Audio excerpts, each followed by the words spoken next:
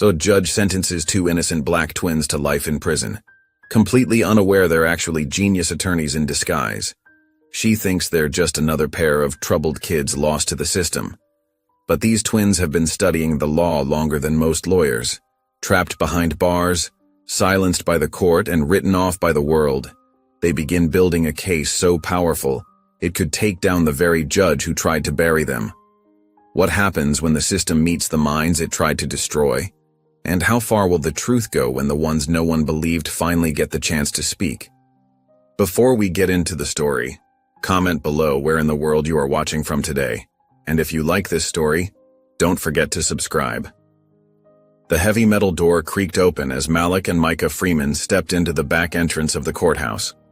Their matching gray janitor uniforms were crisp and clean. Malik had insisted on ironing them perfectly, just as he did every night. The fluorescent lights hummed overhead, casting harsh shadows across the empty hallway. Earl, the night security guard, barely looked up from his newspaper as they approached the checkpoint. "Evening, boys," he mumbled, giving a half-hearted wave of his hand. His chair squeaked as he leaned back, more interested in his crossword puzzle than watching two regular custodians start their shift. Malik nodded politely while Micah offered a quiet, "Evening, Earl." The brothers' footsteps echoed through the empty corridor as they made their way to the supply closet. The courthouse had a different feel at night, peaceful yet powerful like a sleeping giant. "Third floor first tonight?" Micah asked, loading cleaning supplies onto their cart. His voice was low, though they were alone.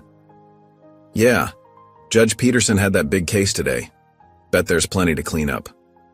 Malik's eyes held a knowing look as he grabbed the vacuum cleaner. They worked methodically through the building, moving from office to office with practiced efficiency. In Judge Peterson's chambers, Malik carefully emptied the waste paper basket, while Micah wiped down surfaces. A crumpled legal brief caught Malik's attention. He smoothed it out against his leg, dark eyes scanning the text before tucking it into his pocket. 3 offices later, Micah found discarded trial transcripts mixed in with coffee cups and sandwich wrappers. "Look at this," he whispered, holding up pages marked with yellow highlighter. "Someone's prep work for tomorrow." "Grab it," Malik said, keeping watch at the door. "Could be useful." By midnight, they had collected a small treasure trove of legal documents, draft motions, case summaries, and handwritten notes from various attorneys. Their cleaning cart concealed their findings until they reached their special sanctuary, a forgotten records room in the basement, tucked away behind rows of ancient file cabinets. The brothers had discovered this space during their first month on the job.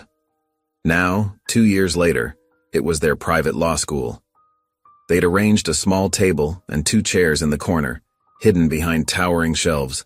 A battery-powered lamp provided just enough light to read by. Malik spread out their newest finds while Micah pulled out their worn notebooks, pages filled with carefully documented legal principles, case citations, and analysis. The brothers had memorized more law this way than many first-year law students. "Quiz me on precedent for illegal search and seizure," Malik said, settling into his chair. Their nightly ritual was beginning. Micah flipped through his notes. "Okay, Carroll v. United States, 1925, go." "Established the automobile exception to the Fourth Amendment's warrant requirement," Malik answered without hesitation. "Police can search a vehicle without a warrant if they have probable cause to believe it contains evidence of a crime. The mobility of vehicles creates an exigent circumstance." "Perfect," Micah grinned. "But look at this ruling from Peterson today." He held up one of their salvaged papers. He cited Carroll but missed a key distinction. The search happened in the defendant's driveway, not on a public road. Malik leaned forward, studying the document. "That's sloppy reasoning. The mobility argument doesn't apply the same way on private property. There's a whole line of cases that address curtilage." "Exactly." Micah's eyes lit up with the thrill of legal analysis. "This is the kind of thing we need to bring up at the debate next week." They'd been planning for months to attend the public law debate at the local university. Students from 3 law schools would be arguing constitutional issues. The brothers had practiced their own arguments countless times in this basement room. "We'll need better clothes," Malik said, making a note in his book. "These uniforms won't blend in with law students." Marcus at the thrift store is holding 2 suits for us. Micah smiled. Said we can return them next day. No questions asked. They worked through the night quizzing each other on legal principles, analyzing cases, and adding to their growing knowledge base. Malik's precise memory complemented Micah's gift for connecting seemingly unrelated concepts. Together they were building something powerful. Look at this memo, Malik said, holding up a crumpled page. The prosecutor's logic is circular. They're arguing that presence at the scene proves intent, but they haven't established the underlying elements. Micah took the paper, frowning as he read. Same mistake they made with us. Assumption of guilt without evidence. His voice held old pain, quickly masked. But now we know better, Malik said softly. Now we understand the weapons they use. They worked until the first hint of dawn began to creep through the small basement window. As they packed up their treasured notes and restored the room to its abandoned appearance, both brothers felt the familiar mix of satisfaction and determination that came with each night's study.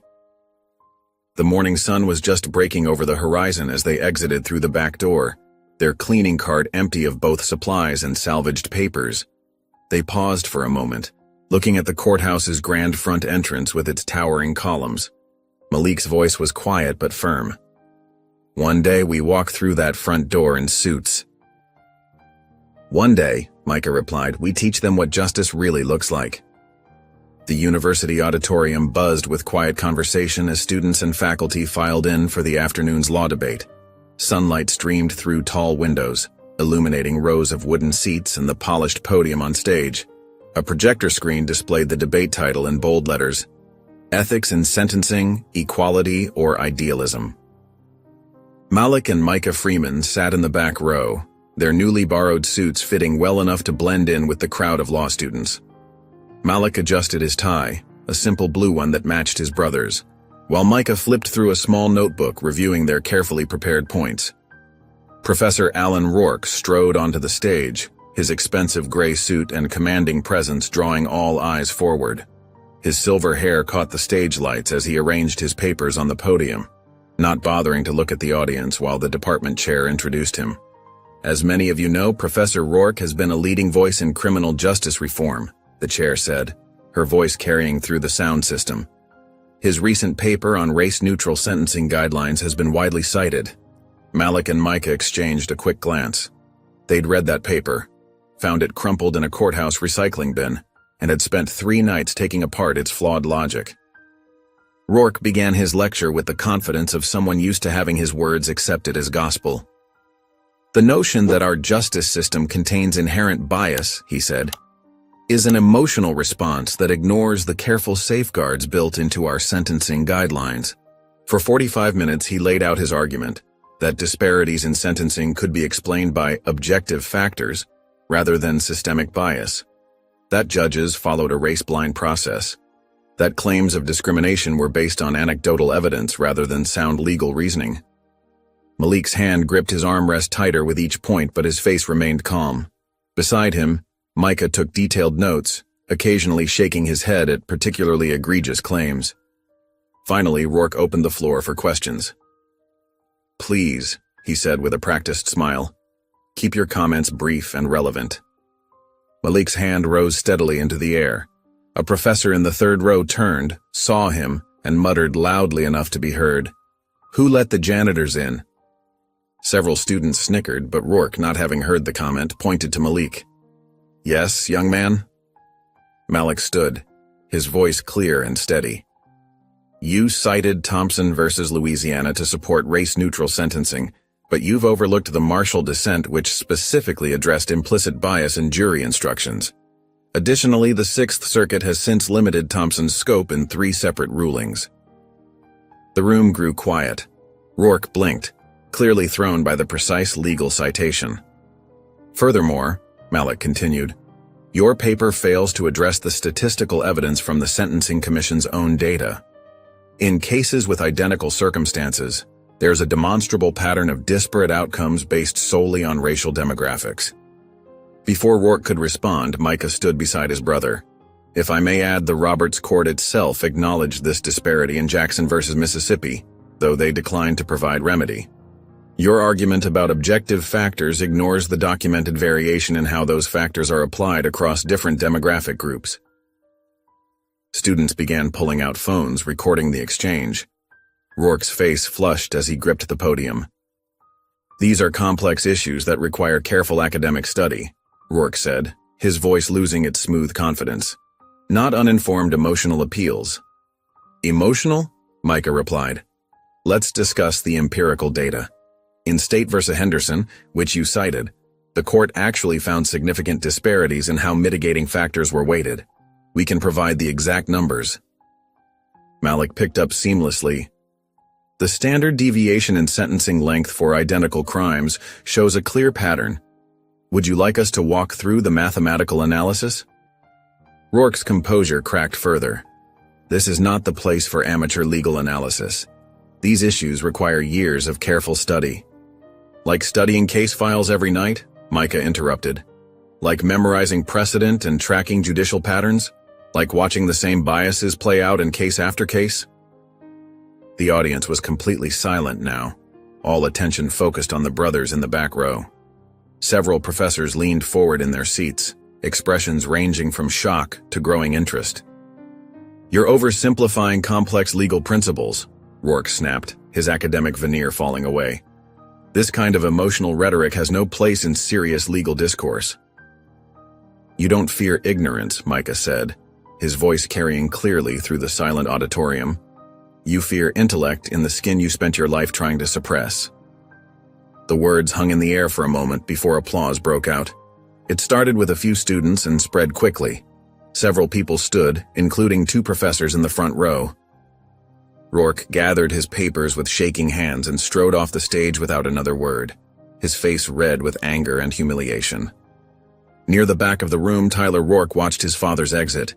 His fists were clenched at his sides, jaw locked in barely contained rage.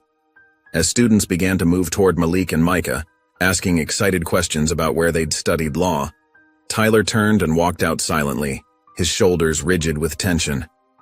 That was incredible, one student said, reaching the brothers. Where did you study? More students gathered around them, phones still recording, questions overlapping. Where did you study? How do you know so much case law? Are you transfer students?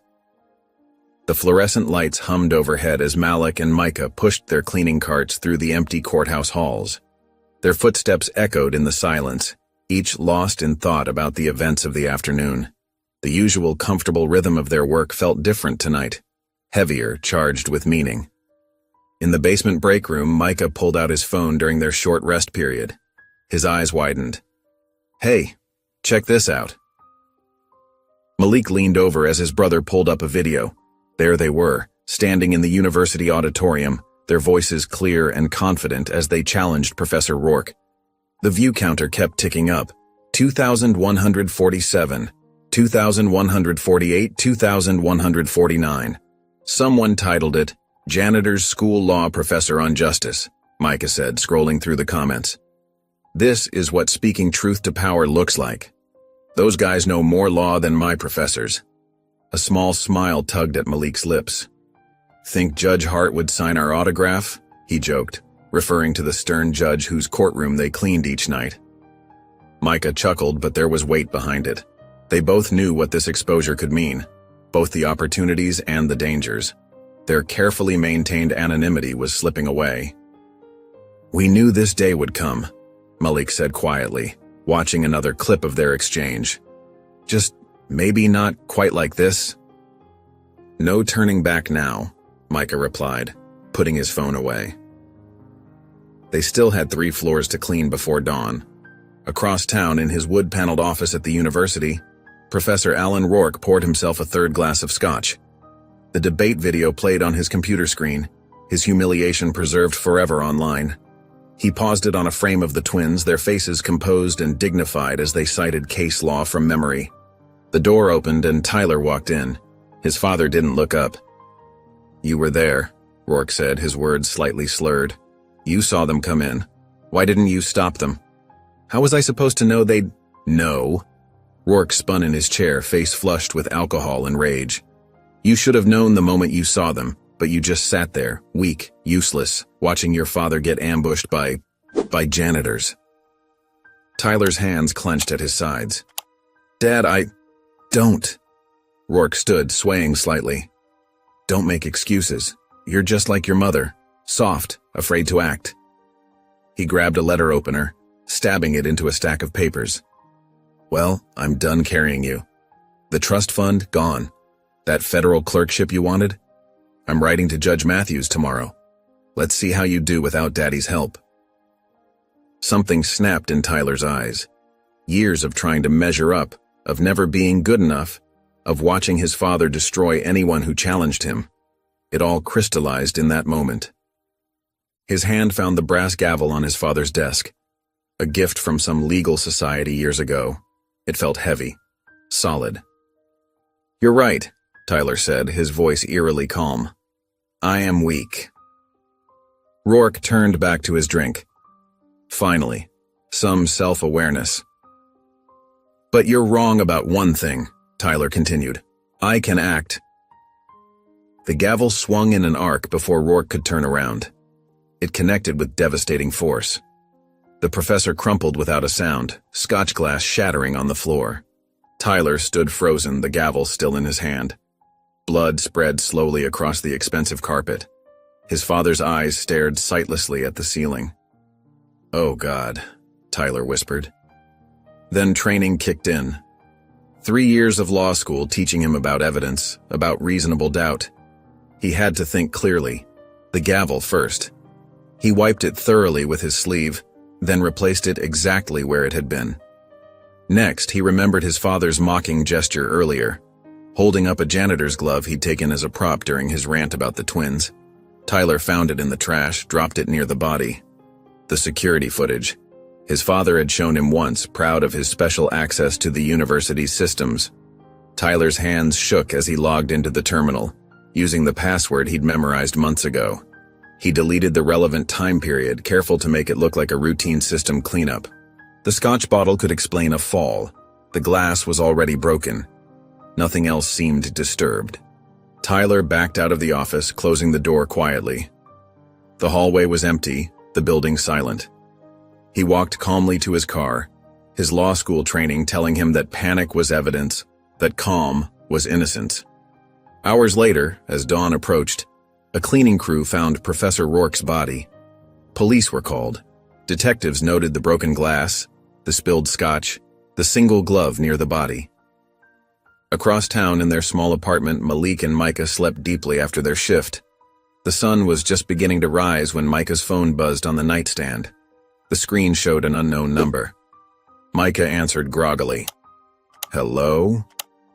A grave voice responded, You're needed at the courthouse. Something happened. The morning sun cast long shadows across the university campus as Malik and Micah walked toward the administrative building. Campus police flanked them, their faces impassive. The brothers exchanged quick glances, years of silent communication passing between them. Right this way, one officer said, gesturing to a small interview room. The space felt tight, institutional. Bare walls, a metal table, 4 chairs. The fluorescent lights buzzed overhead, reminiscent of their nights cleaning the courthouse. 2 detectives waited inside. The older one, Detective Barnes, had gray at his temples and tired eyes. His partner, Detective Walsh, was younger, with a nervous energy that manifested in a slight twitch beneath his left eye.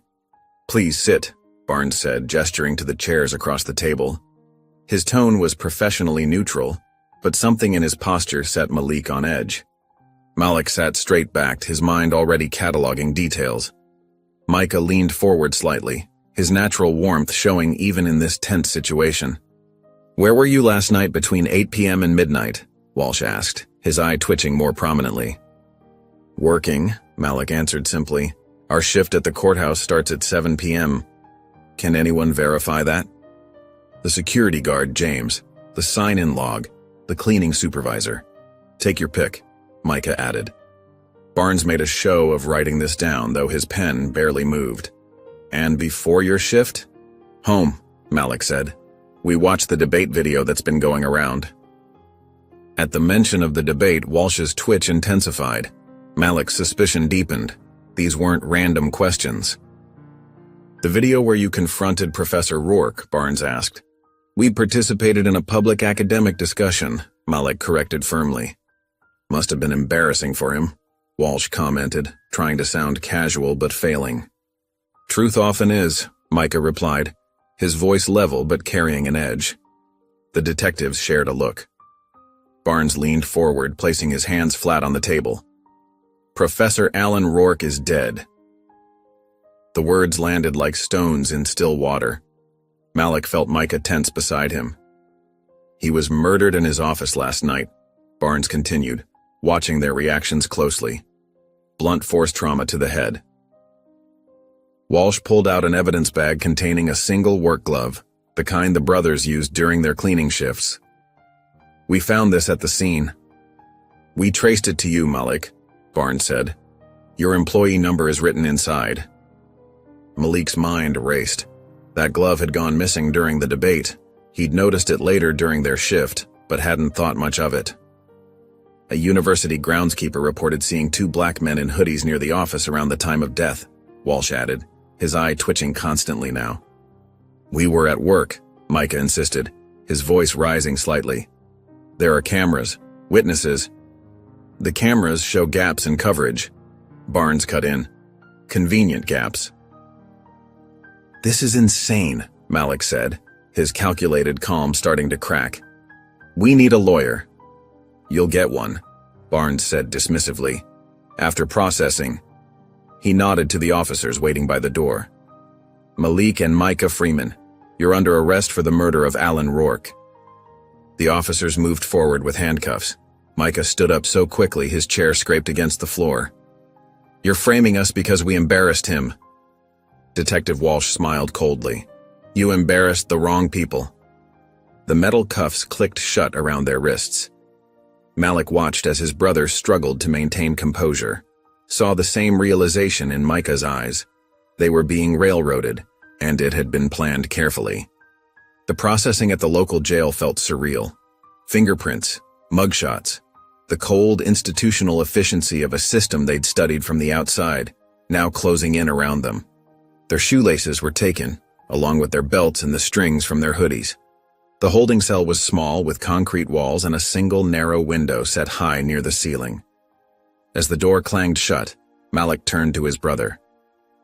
"We're not outgunned," he whispered. "We're just outnumbered." Micah was already moving, pulling the last string from his hoodie that he'd managed to hide during processing. He knelt in the corner where the light was better and began using the tip of the string, dipped in dirt from the floor, to write on the wall. "Then we better start writing," he said, sketching out the beginnings of their defense plan.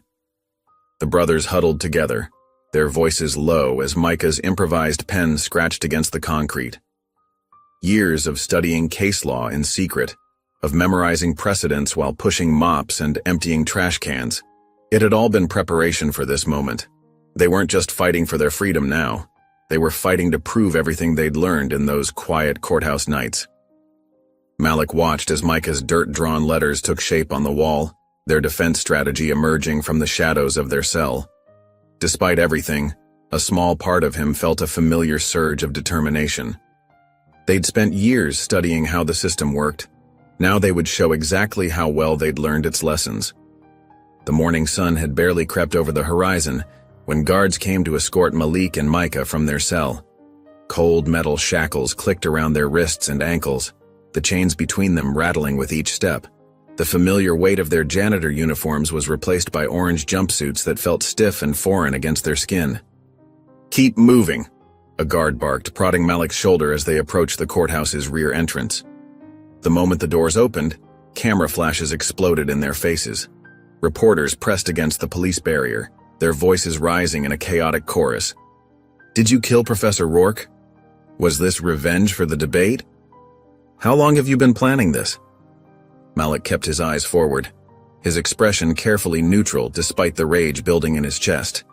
Beside him, Micah's jaw was clenched tight, but his head was held high. They'd walked these halls countless times before, pushing cleaning carts and memorizing legal texts. Now the polished floors and wood-paneled walls felt like a funhouse mirror version of the place they knew. familiar shapes twisted into something sinister. The elevator ride to the third floor was silent except for their chains. The guard's radio crackled with static and coded messages. Malik caught fragments about high profile and security concerns. His mind was already working, analyzing patterns, noting details that might matter later. Courtroom 304 loomed before them. They'd cleaned it just days ago, emptying Judge Hart's wastebasket, polishing her bench until it gleamed. Now they were led to the defendant's table, the chains on their ankles scraping against the floor. Judge Evelyn Hart entered, her black robes flowing behind her like dark wings. Her face was a mask of professional detachment as she took her seat, but Malik noticed how her eyes barely touched them before moving to her papers. "We're here for the arraignment of Malik and Micah Freeman," she announced, her voice carrying that practiced tone of neutrality that Malik had heard through countless doors while cleaning. "The charges are second-degree murder in the death of Professor Alan Rourke." Before the court-appointed attorney could speak, Malik rose slowly, careful to keep his movements deliberate and non-threatening. "Your Honor, we wish to represent ourselves in this matter." The courtroom stirred. Judge Hart's eyebrows lifted slightly, the first crack in her neutral facade. "We understand our constitutional rights," Micah added, standing beside his brother. "We're well-versed in criminal procedure and—" "We're not entertaining theatrics in this court," Hart cut him off, her tone sharp. She looked down at them over her reading glasses, and for a moment, her mask slipped further, revealing something cold underneath. "You have no legal credentials, no formal training, and given the emotional nature of your recent, public appearance, I have serious concerns about your stability." "Your Honor," Malik pressed, keeping his voice steady, "we've extensively studied—" "Motion denied," Hart declared, bringing down her gavel with unnecessary force. "The court assigns Public Defender James Morton to your case." Morton stood from the gallery, a middle-aged white man in a rumpled suit who looked like he'd rather be anywhere else. He approached the twins with a thin smile that didn't reach his eyes.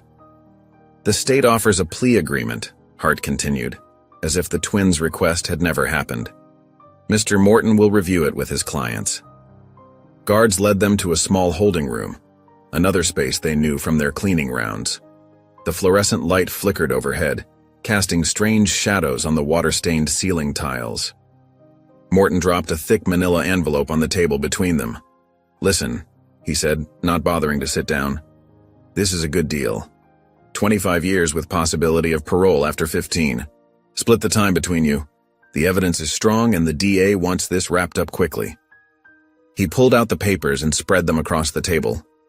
The twins looked at each other, years of shared understanding passing between them in a single glance.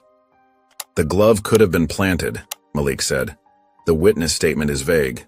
The time of death—" "Save it for someone who cares," Morton interrupted, pushing a pen toward them.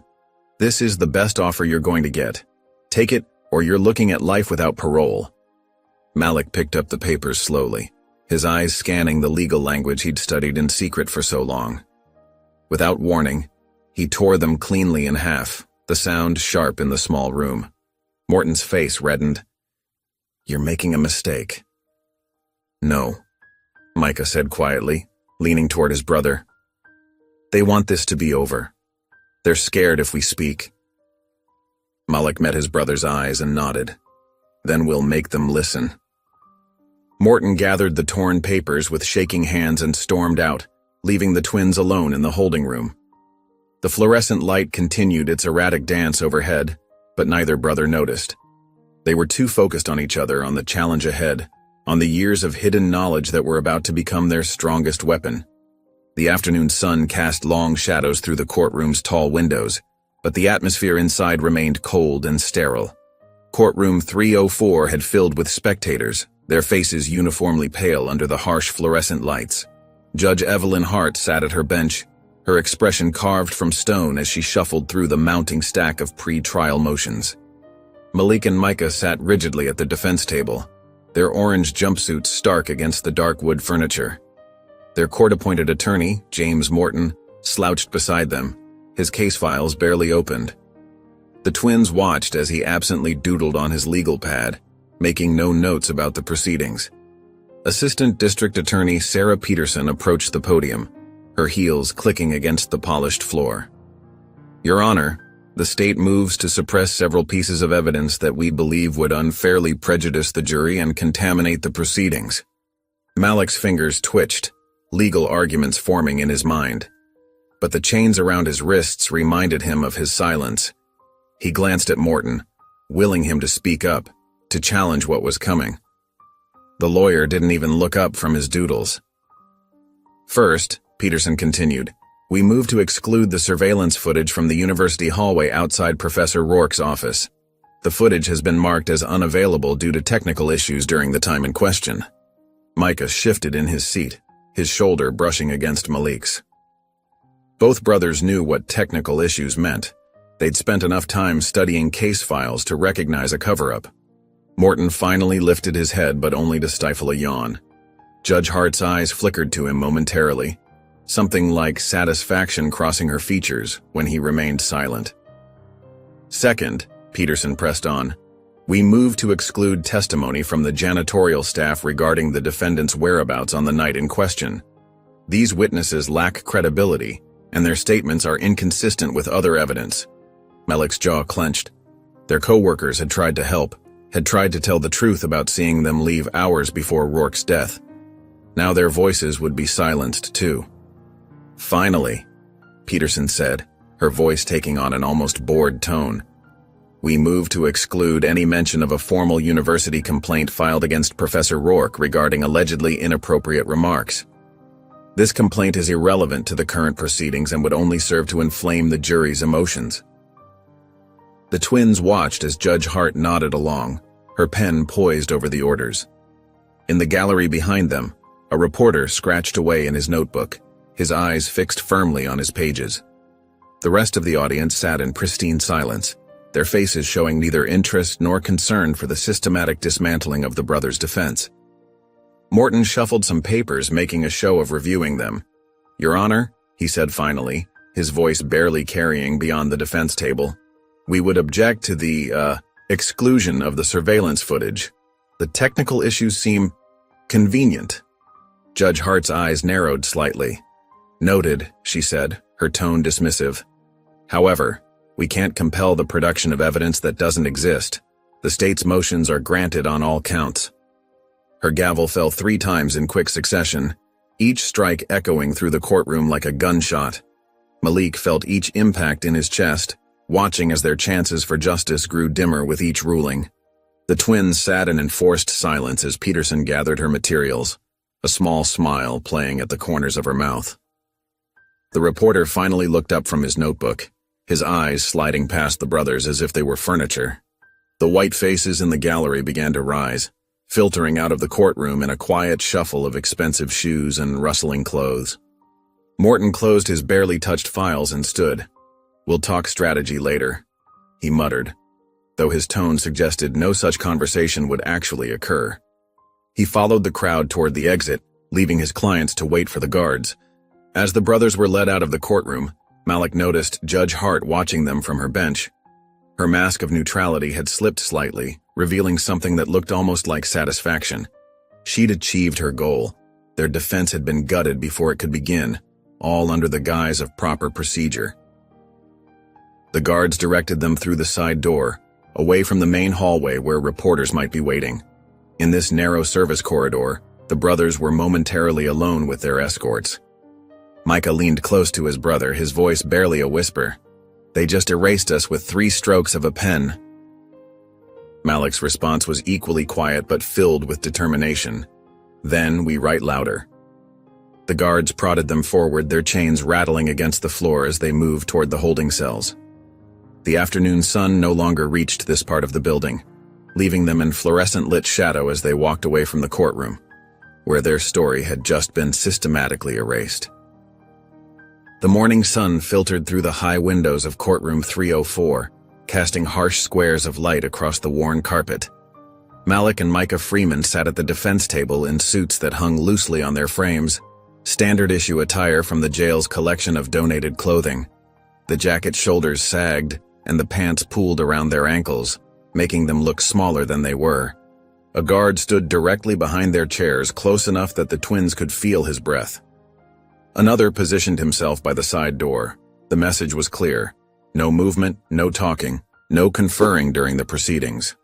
The gallery had filled early, mostly with white faces eager to witness what the local paper had dubbed the professor's murder trial. In the front row, Tyler Rourke sat with perfect posture, his expression carefully blank as he stared straight ahead. Judge Hart swept into the courtroom, her black robes billowing. "Bring in the jury," she commanded, not bothering to look at the defendants. The 12 jurors filed in, 11 white, 1 Asian. During jury selection, the prosecution had struck every black candidate for reasons that their attorney, James Morton, hadn't bothered to challenge. Assistant District Attorney Peterson approached the podium in a crisp navy suit. "Ladies and gentlemen of the jury," she began, her voice carrying clearly through the hushed room. "This case is about 2 men who couldn't accept their place in society. When Professor Alan Rourke exposed their intellectual pretensions, they responded with violence, the kind of violence that proves exactly what the professor had been warning about." Malik's hands tightened into fists under the table. Micah pressed his knee against his brother's, a silent reminder to stay calm. The prosecution's first witness took the stand, George Whitman, the university groundskeeper. His work boots squeaked against the polished floor as he settled into the witness chair. "Tell us what you saw that night, Mr. Whitman," Peterson prompted. "Well, I was doing my evening rounds," Whitman drawled, tugging at his collar. "Saw 2 black men in hoodies hanging around the humanities building. They looked suspicious, out of place." "And what time was this?" "Around 9, I reckon. Dark out already." Malik reached for his pen, scribbling a note about their time card records showing they'd clocked out at 6. The guard behind him immediately snatched the paper away. Morton didn't even rise for cross-examination. "No questions, Your Honor," he mumbled, returning to his crossword puzzle. Next came Dr. Sandra Phillips, the state's forensic technician. She carried herself with an air of academic superiority as she described the evidence. "We found traces of blood on the interior of the work glove recovered at the scene," she testified, pointing to photographs projected on a screen. "While the sample was partial, the pattern is consistent with transfer from an object used in blunt force trauma." Micah shifted in his seat, recognizing the flaws in her analysis. The blood pattern she described could have come from dozens of scenarios, including someone planting evidence.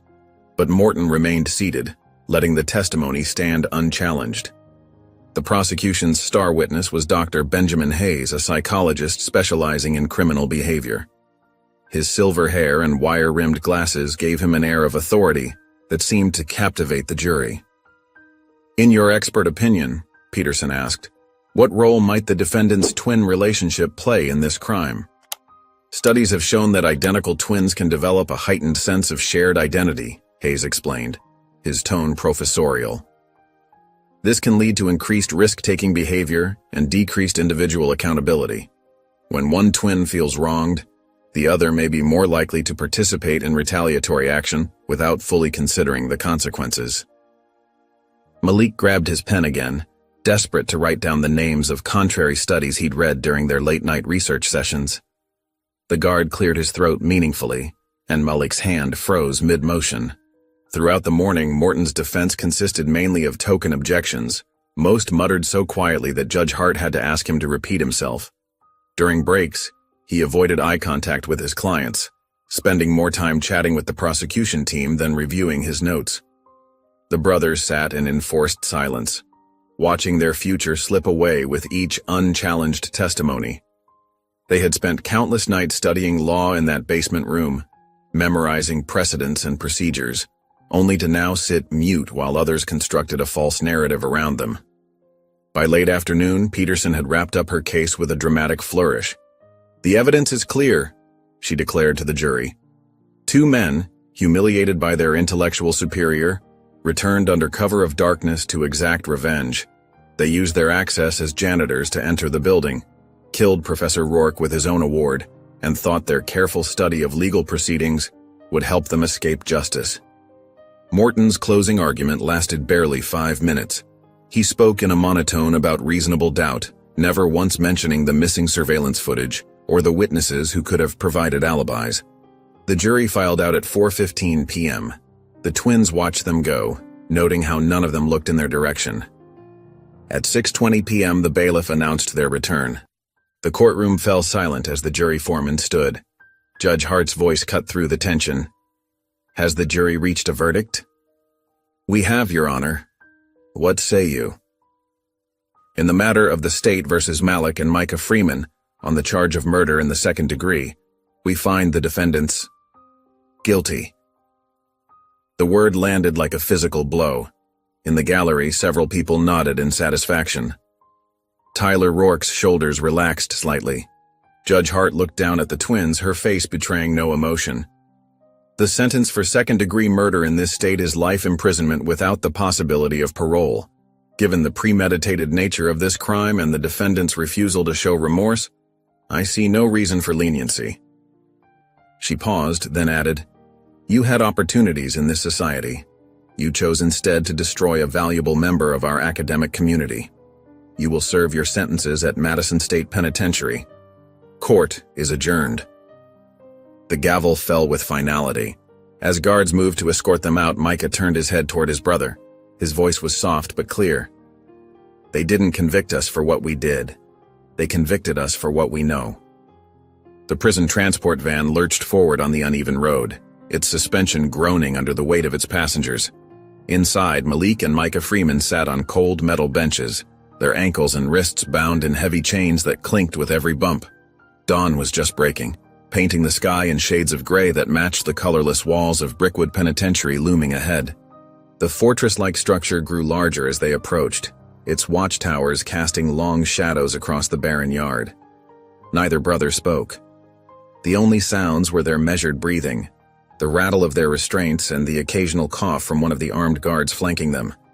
Through the van's wire mesh windows, they could see the prison's reputation written in its architecture: stark concrete walls topped with razor wire, narrow windows like suspicious eyes, and guard towers positioned for maximum coverage. Brickwood was known throughout the state system for two things: its racial tensions and its overcrowded conditions. The van passed through 3 security checkpoints before coming to a stop in a covered receiving area. The guards yanked them to their feet roughly, making the chains bite into their skin. "Welcome to your new home, lawyers," one guard sneered, shoving them toward the intake door. Inside, the processing began with mechanical efficiency. They were stripped of their jail uniforms and subjected to invasive searches that seemed designed more for humiliation than security. The guards' latex gloves snapped loudly in the echoing room. "Spread 'em wider, counselor," a guard taunted Malik, pushing him against the wall. "Guess they didn't teach this part in law school, huh?" After being issued faded orange jumpsuits, they were photographed and fingerprinted again, though their prints were already in the system. The intake officer made a show of reading their charges aloud. "Murder too, huh?" he smirked. "Guess all that legal study didn't help much." Then came the moment they'd been dreading. A supervisor appeared with their housing assignments, deliberately separating them. Malik was directed to East Wing, notorious for its overcrowding. Micah was assigned to South Block, where white supremacist gangs held significant influence.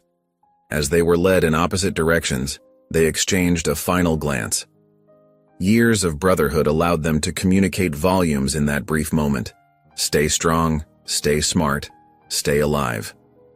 Malik's escort to East Wing took him through a maze of corridors that reeked of industrial cleaner and body odor. His cell, designed for 2 inmates, already held 3 others. They looked up from their bunks with hard eyes as he entered. Meanwhile, Micah was being marched through South Block, past cells where white inmates pressed against the bars to stare. Some made threatening gestures. Others whispered comments too low to hear but clear in their intent. When they reached their cells, both brothers immediately requested access to the law library or legal texts. The responses were identical in their cruelty. "Oh, you want books?" A guard appeared at Malik's cell with a worn rulebook. He dropped it into the toilet with a splash. "There's your reading material." In South Block, Micah's guard was equally dismissive. "Lawyers, huh? Only law you need to know now is survival." The brothers spent their first hours observing their surroundings, mapping exits, noting guard rotations. They watched the subtle power dynamics play out in the cell blocks. Who deferred to whom? Which guards could be reasoned with? Which ones enjoyed causing pain? During afternoon recreation period, Micah sat alone at a metal table bolted to the floor, keeping his back to the wall and his eyes moving. An older black inmate approached slowly, his gait suggesting old injuries. Without speaking, he placed a worn chess set on the table. "Sometimes," the old man said quietly, "you fight with your mind first." He tapped his temple and shuffled away, leaving the chess set behind. Micah examined the pieces carefully, noting how easily they could be arranged to represent different legal concepts. Case citations could be communicated through specific configurations, constitutional amendments through pawn positions. As the sun began to set, the brothers finally caught sight of each other in the yard. They managed to drift closer together during the exercise period, careful not to draw attention. "South Block," Micah muttered, keeping his eyes forward. "White gangs everywhere." "East is packed 4 to a cell," Malik responded just as quietly. "But I've been watching the guard patterns." "Got something?" Micah described the chess set. "We can use the pieces to code case law, different positions for different precedents." Malik nodded slightly. "Soap works for writing on concrete. Washes away clean, but long enough to memorize." They moved apart naturally as if they'd never spoken. A guard watched them suspiciously, but saw nothing worth reporting. Later that night, as Micah sat on his thin mattress examining the chess pieces by the dim light filtering through the cell bars, he spoke softly to himself. "They buried us in concrete." In East Wing, Malik ran his fingers along the rough cell wall, already mapping out where he would write their first legal arguments. He whispered his brother's unheard response. "Good. That's where pressure makes diamonds." The first night at Brickwood settled over them like a heavy blanket, full of muffled sounds and distant echoes. In their separate cells, both brothers began their mental preparations. They had spent 2 years studying law while cleaning courthouses. Now they would study revolution while serving time. The concrete walls meant to contain them would become their textbooks. The very system trying to silence them would provide the tools for their resistance. The fluorescent lights buzzed overhead as Malik traced his finger across the chessboard in the recreation room. 3 days had passed since their arrival at Brickwood, but it felt like weeks. The board sat on a metal table bolted to the floor, its scratched surface telling stories of countless games played before. But this wasn't about chess. Not really.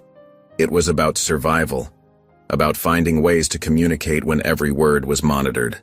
Malik studied the position of the pieces carefully. 2 pawns forward, knight to the left, Micah's signal about witness testimony rules. A bishop diagonal across 3 squares, constitutional precedent on due process. Their coded language was evolving, becoming more sophisticated with each passing day. A silent conversation between brothers, separated by concrete and steel.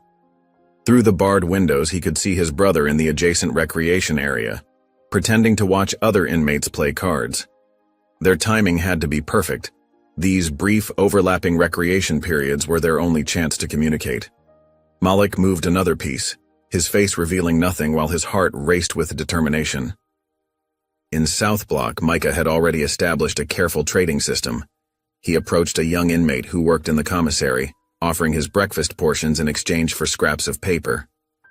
The transaction was quick, hidden from the guard's view by careful positioning near the water fountain. Micah's stomach growled in protest, but his mind stayed focused on the bigger picture. "Just need something to write my mama," Micah said loudly enough for nearby guards to hear, sliding his breakfast tray across the table.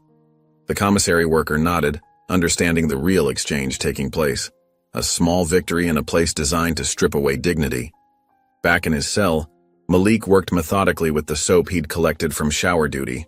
His fingers moved swiftly, carving tiny legal citations into the bars of soap before hiding them in the cell's air vent. The guards never checked there. The opening was too small for any serious contraband.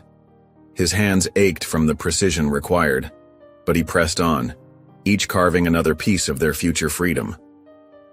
Later that afternoon, Malik clutched his stomach and stumbled during his work detail. "Need the infirmary," he groaned, doubling over convincingly. The guard sighed with annoyance, but radioed for permission to escort him. Malik kept his face twisted in pain while his mind remained clear and calculating. The infirmary was quiet, just as he'd hoped. While the nurse checked his vitals, Malik's eyes darted to the small door marked "Storage" at the back of the room. He'd spotted legal files there during his cleaning duty the day before. His heart pounded as he waited for his moment. "Probably just dehydration," the nurse said, turning to get some water. In that brief moment, Malik slipped toward the storage room. His hands moved quickly, grabbing a worn law book with water damage from the bottom shelf. He tucked it into the laundry cart he'd been pushing before his illness struck. The weight of the book against his side felt like hope. That night, while other inmates slept, Micah lay on his thin mattress, eyes closed but mind active. His whispers were barely audible as guards passed by on their rounds. Thompson v. Verdant State, 2018. Judge's failure to allow cross-examination of expert witness constitutes reversible error. He worked through the night, committing 17 appellate rulings to memory, his brain the one place they couldn't search. In their separate cells, both brothers began the painstaking work of reconstructing their trial. Malik used a tiny pencil stub to note procedural violations on scraps of paper hidden in his mattress. Micah created a mental timeline of judicial bias, remembering every dismissive gesture from Judge Hart, every objection sustained against them. They were building their case, brick by brick, even as the prison walls tried to contain them. During exercise period, Micah found himself alone near a wooden bench in the yard. Making sure no guards were watching, he pulled out a small piece of metal he'd worked loose from his bed frame. Carefully, he scratched into the underside of the bench. "We're not done. We're just buried." His fingers trembled slightly, not from fear, but from the intensity of his conviction. The message would likely be discovered and removed, but that wasn't the point.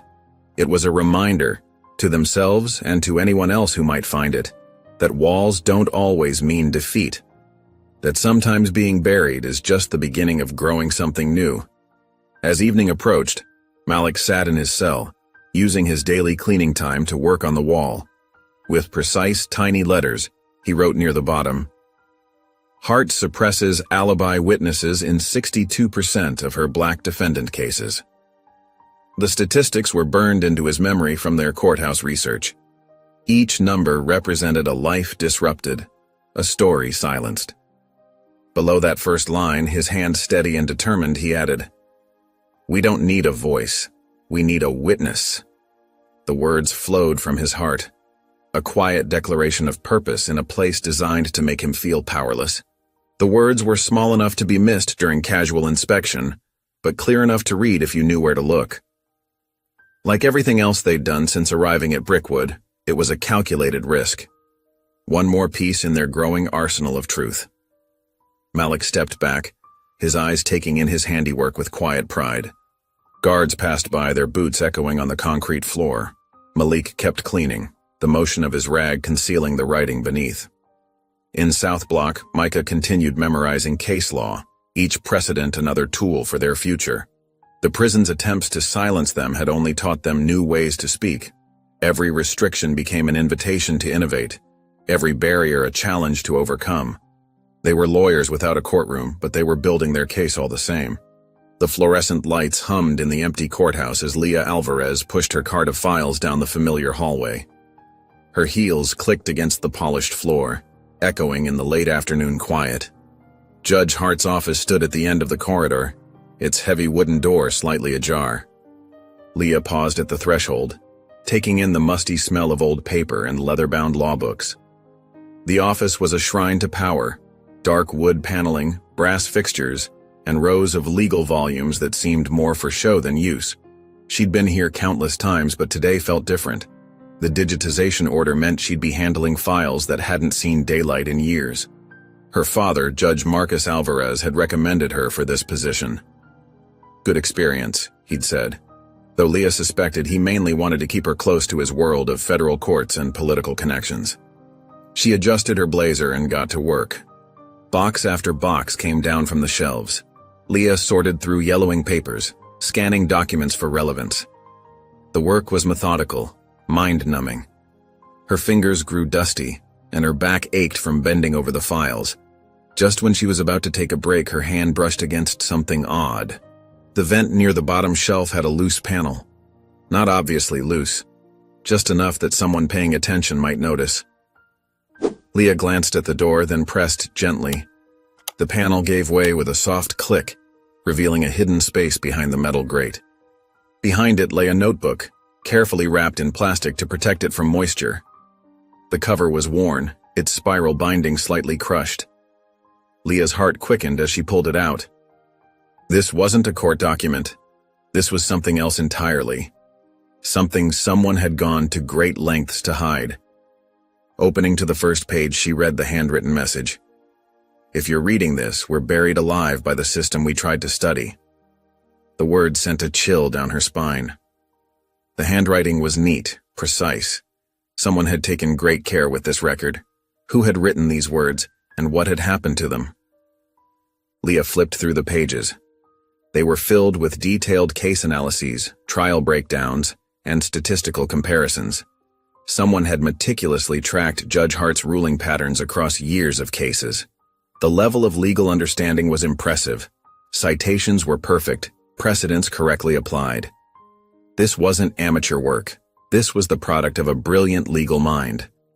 One section focused entirely on racial disparities in Hart's sentencing. Charts showed how black defendants consistently received harsher sentences for similar crimes. The analysis was thorough, academic, but there was an urgency to the writing, as if the author knew time was running out.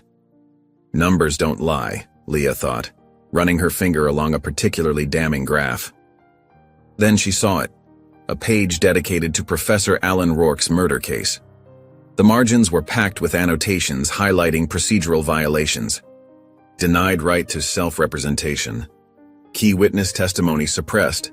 Alibi evidence blocked. Rushed jury selection. Biased expert testimony admitted. Next to one note about Hart's handling of the case, someone had written, "Rourke conflict, personal?" with the judge's initials circled. Leah's breath caught. She'd heard whispers about the Rourke case, how quickly it had moved through the system, how cleanly it had disappeared from public discussion. Her father had mentioned it once, then quickly changed the subject when she asked questions. The sound of voices in the hallway made Leah jump. She quickly wrapped the notebook and slipped it into her bag. Her hands trembled slightly as she resumed sorting files, trying to look busy and unbothered. The rest of her shift passed in a blur, her mind racing with questions about what she'd found. At home that evening, Leah sat at her kitchen table, laptop open, the notebook beside her. Her apartment was quiet, except for the hum of the refrigerator and distant traffic. A cup of tea grew cold beside her as she typed Micah and Malik Freeman into the search bar. The results were sparse. A few local news articles, mostly from the time of the arrest. Their mugshots appeared on her screen. Two young black men with intelligent eyes and serious expressions. One seemed to stare directly into the camera with quiet defiance, the other looking slightly away. The story was barely 200 words long, a basic recitation of charges and verdict. No follow-up coverage, no investigative pieces, no questions asked. "They were right," Leah whispered, staring at the screen. "They've been erased." She ran her fingers over their faces, feeling a strange connection to these men she'd never met. She looked back at the notebook, understanding dawning. These weren't just case notes. This was evidence. Evidence of systematic bias, of procedural misconduct, of a justice system working exactly as it was designed to work. The twins hadn't just studied the law, they'd documented its failures from the inside. The notebook felt heavy in her hands now, weighted with responsibility. These pages represented someone's desperate attempt to be heard, to leave a record of truth before being silenced. And somehow, that record had found its way to her. Was it coincidence? Or something more?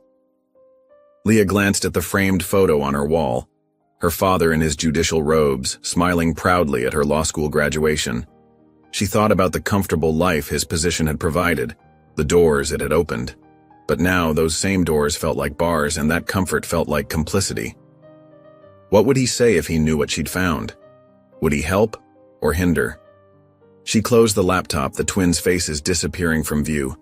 But their story remained, preserved in ink and paper, waiting to be told. The notebook sat on her table like a challenge, asking what she would do with the truth she'd found. Leah took a deep breath, knowing that whatever she decided next would change everything. The morning sun filtered through the high windows of the courthouse records room as Leah settled into her workstation. She'd chosen the farthest desk from the door, partially hidden behind tall shelving units filled with case files. Her laptop hummed quietly as she logged into the court's database, her fingers hovering over the keyboard for a moment before typing in Judge Hart's name. The records room was quiet except for the occasional shuffle of papers and the distant sound of footsteps in the hallway. Leah had told the clerk she was cataloging closed cases for the digitization project, a perfect cover for accessing years of sentencing data. Her heart beat a little faster as she began pulling up case after case, the weight of her secret mission making her palms slightly damp. The fluorescent lights buzzed overhead as she created a spreadsheet, methodically entering dates, charges, defendant demographics, and sentencing outcomes. The work was tedious but crucial. Each entry added another piece to the puzzle she was assembling, a picture she both dreaded and needed to see completed. Hours passed as she dug through 5 years of Judge Hart's cases.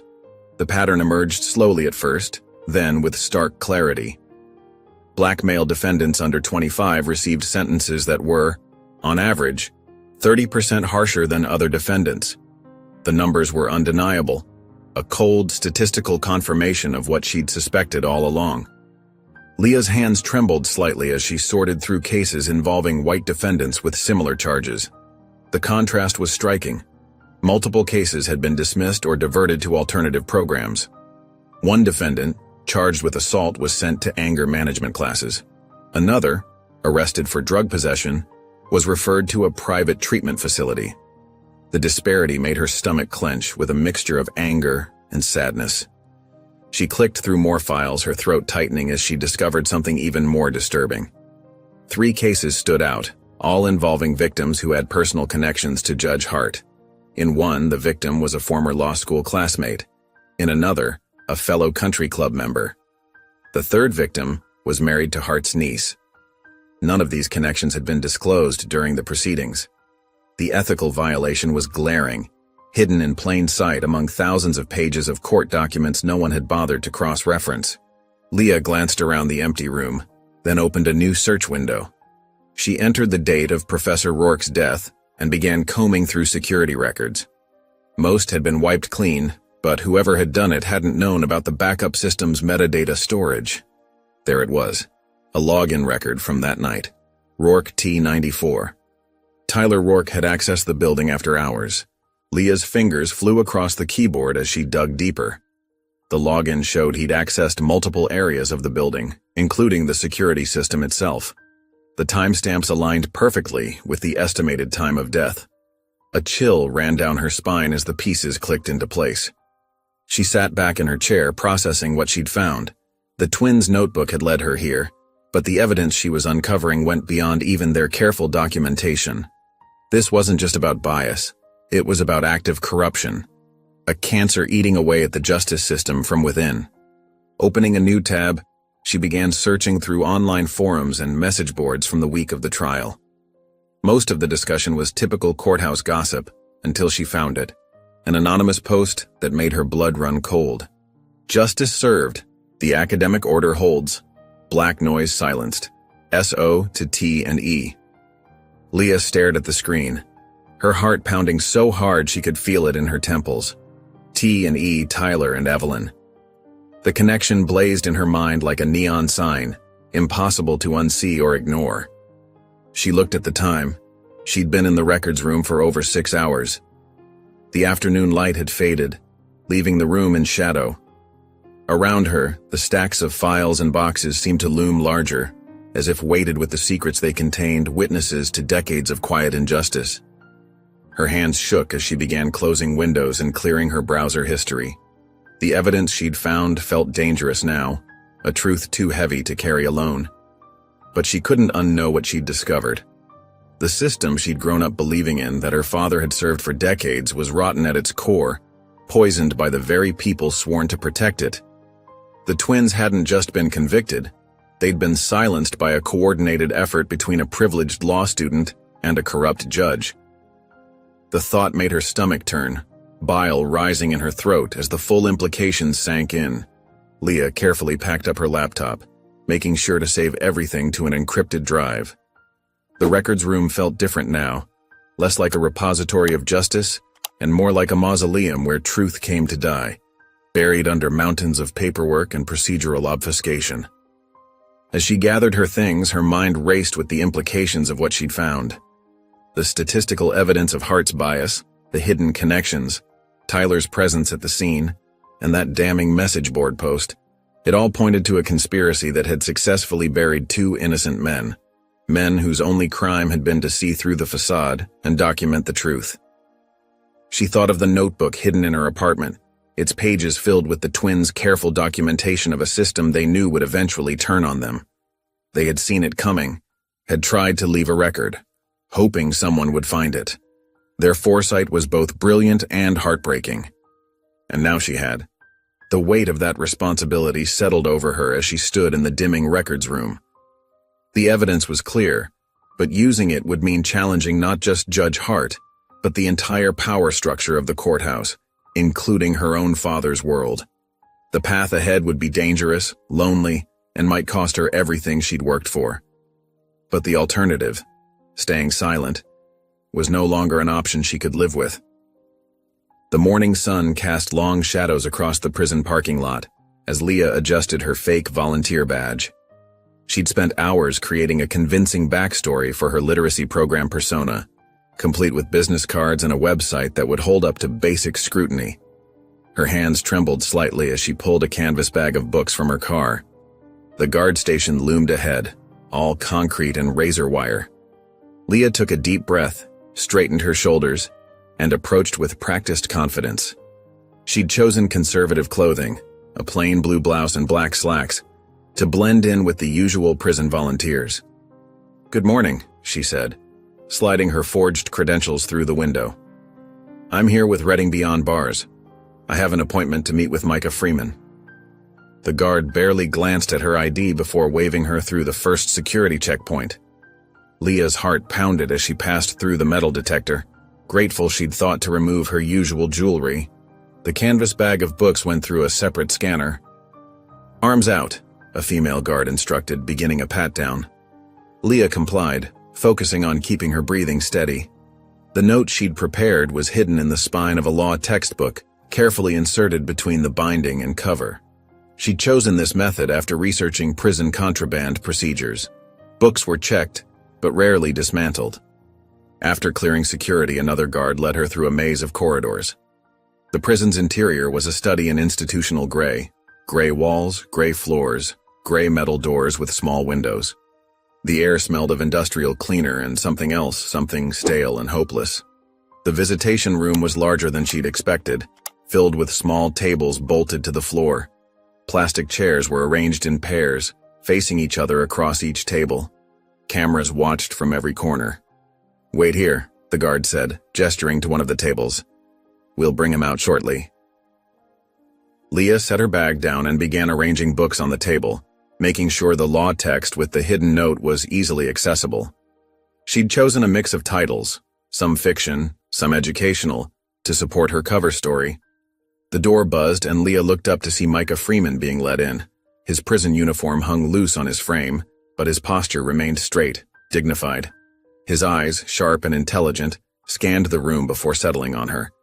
"Mr. Freeman," Leah said, standing to greet him. "I'm Sarah from Reading Beyond Bars." She'd chosen the alias carefully, common enough to be forgettable. Micah sat down across from her, his expression neutral. "You're new," he observed quietly. "Yes, we're just starting our program here at Brickwood." Leah began explaining the fictional literacy initiative, aware of the guards watching from their posts. She kept her voice steady, professional.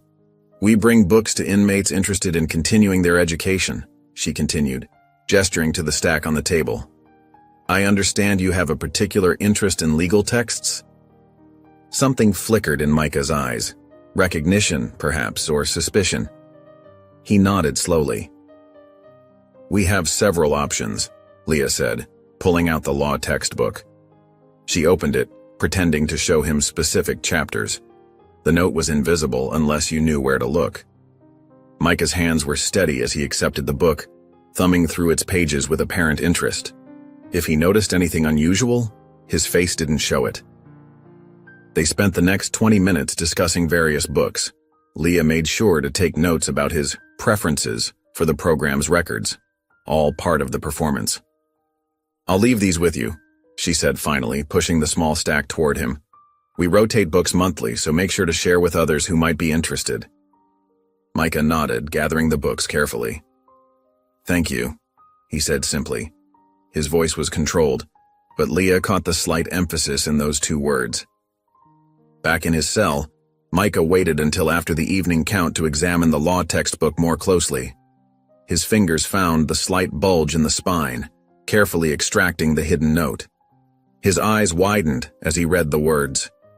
"I read your notebook. I believe you. I can help." A rare smile crossed his face, the first in weeks. During the next day's yard time, he managed to catch Malik's eye across the exercise area. 3 fingers tapped twice against his leg, their prearranged signal for unexpected support. Malik, watching from the other side of the yard, returned the signal. His brother's slight smile told him everything he needed to know. Someone had found their message. Over the next few days, books began arriving through the prison's official channels, donations from Reading Beyond Bars. Each one contained carefully hidden USB drives, sealed in watertight plastic and tucked into specially modified spines. The twins had already arranged access to the prison library's computer through another inmate who worked there. During designated computer time, they could access the drive's contents, sealed court motions, case precedents, statistical analyses of Hart's rulings. In his cell, Malik held one of the USB drives, carefully wrapped in cloth to avoid detection during searches. The small device contained more legal ammunition than they'd been able to access in months. Reading through one particularly relevant motion on the library computer, Malik whispered to himself, "The law they use to bury us is the same one we'll use to dig out." The documents Leah had sent were comprehensive, motions challenging judicial bias, examples of successful appeals based on undisclosed conflicts of interest, and statistical evidence of discriminatory sentencing patterns. Each file was a potential weapon in their fight for justice. Through the book program, Leah continued sending materials. She varied the delivery schedule to avoid patterns, using different volunteer names each time. The twins absorbed everything, memorizing key passages and case numbers, building their legal arsenal piece by piece. During his designated computer time, Micah studied a motion that had successfully challenged a judge's failure to disclose personal connections to a case. His fingers moved quickly over the keyboard, taking notes in a word processor document that would leave no trace once deleted. The twins worked separately but in sync, each focusing on different aspects of their appeal. They knew they had to be careful. Too much time in the library or too many books could draw attention. But with each passing day, their knowledge grew stronger, their strategy more refined. Their legal education, begun in secret during night shifts at the courthouse, was now continuing behind prison walls. But this time, they had an ally on the outside, someone with access to the very system that had condemned them. The fluorescent lights flickered in the prison library as Micah sat at one of the worn wooden tables, carefully opening the newly arrived book on civil procedure and habeas corpus. His movements were deliberate, practiced from weeks of checking donated materials. The book had come through the official channels, properly stamped and logged by prison staff. Running his fingers along the inside of the back cover, he felt the slight bulge of paper hidden beneath the binding. With quick, subtle movements learned from months of concealing their own legal studies, he extracted a folded page filled with encrypted case files. Across the library, separated by 3 tables of other inmates, Malik was examining his own received book. Their eyes met briefly, a silent confirmation that both packages had arrived intact. They'd developed this system of quiet communication, knowing that obvious interaction could draw unwanted attention. Micah began copying the encrypted information into his approved notebook, disguising it as study notes. The encryption was simple but effective. Case numbers mixed with library catalog codes. Dates scrambled but recognizable to anyone who knew the pattern. Leah had chosen the system well. In his cell later that afternoon, Malik spread their annotated trial transcript across his bunk, hidden beneath permitted legal papers. The transcript was incomplete. They'd had to reconstruct parts from memory, but it provided a framework. He began cross-referencing it with the new files Leah had sent, looking for discrepancies. During their shared recreation period, Micah managed to pass Malik a folded note hidden in a chess piece. "Check motion 276-B, it read, filed under seal. Back in their respective cells, they worked separately but in parallel. Micah focused on the prosecution's sealed motions, while Malik analyzed the security logs. Years of studying law during their night shifts had taught them to divide tasks efficiently. Micah's discovery came first. Hidden in the stack of encrypted files was a motion he'd never seen before, one filed by the prosecution and approved by Judge Hart without ever appearing in the official record. The motion requested the suppression of all evidence relating to Tyler Rourke's presence on campus the night of the murder. His hands trembled slightly as he read the document. The prosecution had argued that Tyler's presence was irrelevant to the investigation and could prejudice the jury against the actual perpetrators. Judge Hart had granted the motion without a hearing, without notifying the defense, without any record in the official trial documents. Meanwhile, Malik was piecing together the security logs. The version presented at trial had been heavily redacted, showing only the twins' morning cleaning shift. But the unredacted log told a different story. At 11:47 p.m., someone had accessed the building using Professor Rourke's credentials. The user ID, Rourke T94, Tyler's university login. During their next chess game in the recreation area, they exchanged knowing looks. Micah moved his knight, using their coded system of chess moves to signal, he was there. Malik's responding pawn movement confirmed, and she covered for him. That evening, they began drafting their habeas corpus petition. They chose the name E.M. Freeman carefully, common enough to avoid immediate suspicion, but carrying their own truth within it. They worked separately, each focusing on different aspects of the petition.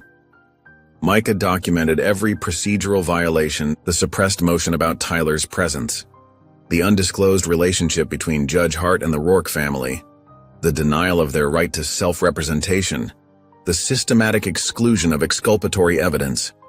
Malik focused on the pattern of judicial misconduct, statistical evidence of Hart's biased sentencing, documentation of similar cases where she'd hidden conflicts of interest.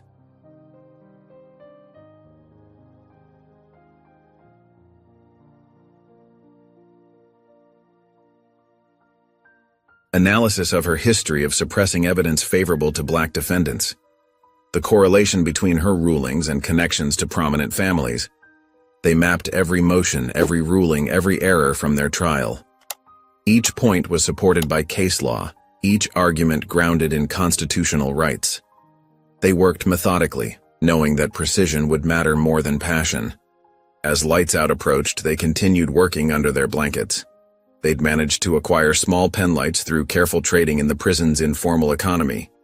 The batteries, smuggled in through various means, were precious resources. Micah lay on his bunk, the blanket creating a tent over his legal pad. The penlight cast just enough glow to illuminate his writing. He detailed the prosecution's procedural violations, citing relevant precedents from memory.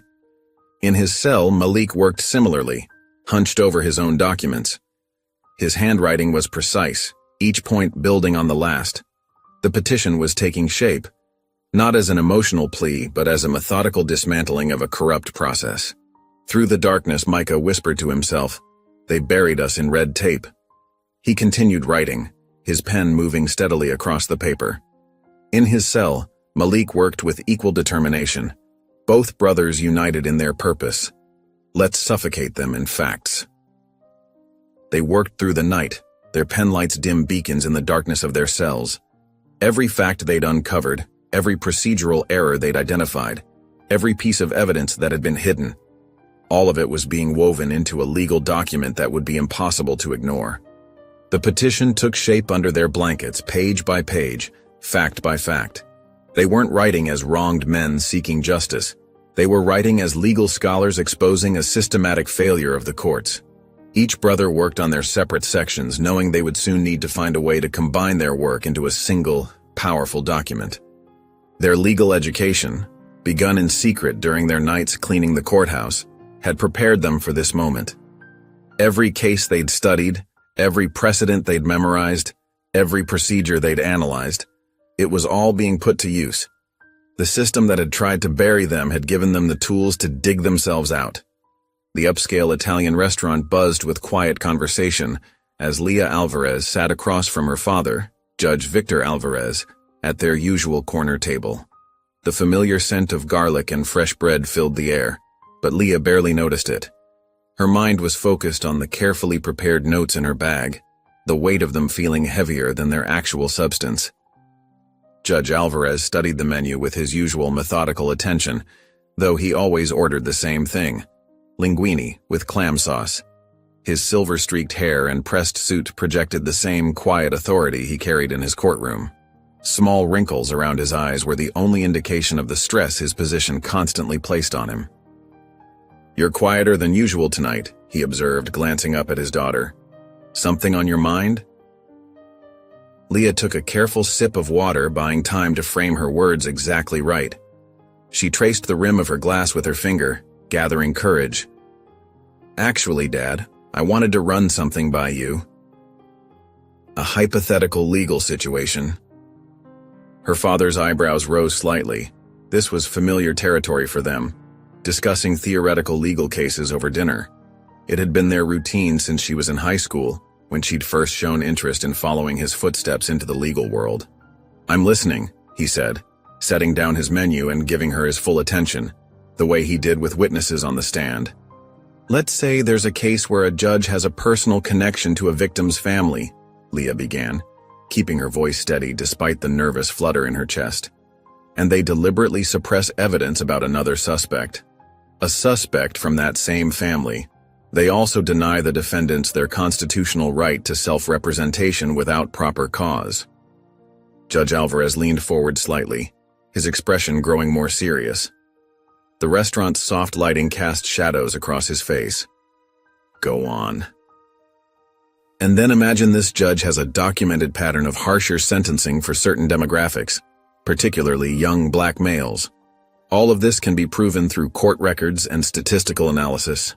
She met his eyes, hoping he couldn't see how much this mattered to her. Her father's judicial mask slipped for a moment, revealing genuine concern. His fingers tapped lightly on the tablecloth. "This isn't entirely hypothetical, is it?" Leah reached into her bag and pulled out a manila folder, slightly worn at the edges from her constant review. "I want to show you something. It's a habeas corpus petition draft by someone named E.M. Freeman." She handed the document across the table. Judge Alvarez opened it and began reading, his expression shifting from professional interest to undisguised amazement. He turned pages slowly, occasionally shaking his head in disbelief, his reading glasses perched low on his nose. "This is..." He paused, searching for words, his fingers lingering on a particularly compelling argument. "This is elite work.